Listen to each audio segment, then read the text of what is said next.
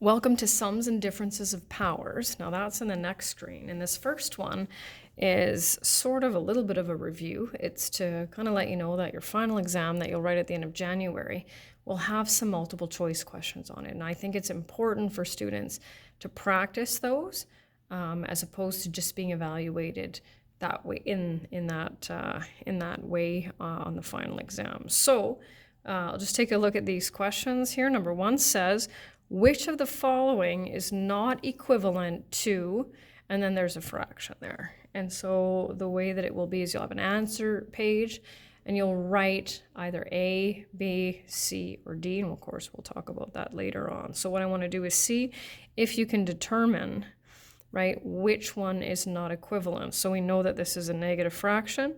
This is also a negative fraction. So we need to look and see if we can find one that doesn't have two negative fractions. Well, negative, negative, right? Negative, negative. Oh, look at that. This one's negative, positive. Thinking that one's probably it. And even though we don't see three negatives very often, there we go. So the answer is C. Okay, second one, identify the base. So is the base negative 8, 8, 3, or negative 512? Well, we know that when there aren't any brackets, that negative sign is not part of the base. So we know it has to be B. And the last one just says evaluate negative 6 squared minus 10 to the power of 0. And you can definitely write on there, right? So we know that's negative 36 minus 1. Oh, I don't see that answer there, but let's see. Oh, look at that. There it is.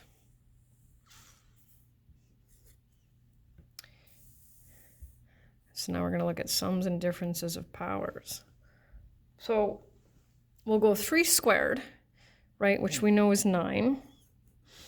And, right, we make sure that each line is equivalent to the previous one. 3 cubed is 27, right? 9 and 27, that's 36. Is there a shortcut that we can take? So we have the same base, right?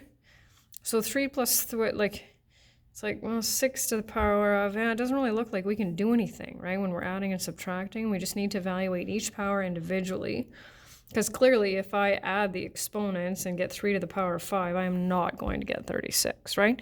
So when we're dealing with sums and differences of powers, we have to evaluate each power individually, which we already know how to do, right? So 64 minus 16, 48. We know that anything to the power of 0 is 1, plus 4 plus 8. It's lucky number 13. Just to do a few more here. So 3 cubed is 27, plus 4 is 31. And there's no shortcut when the bases are different either. So now we're back into our integers again. Negative 3 times negative 3 is 9, plus negative 2 times negative 2 times negative 2 is negative 8. 2 to the 5th is 32. Minus 25, that's 5 times 5, gives us 7. And negative 1, when we multiply it an even number of times, right? We get 1. Negative 1 times negative 1 times negative 1, there's our negative. Anything to the power of 0 is 1. And so that gives us 0, and we're left with 1. Anything to the power of 0 is 1, plus 1 plus 1 is 3. And our last one, now we have a whole bunch of negatives here. So negative, no brackets, negative, minus 1 minus 4, that's negative 37, minus 4 is negative 41.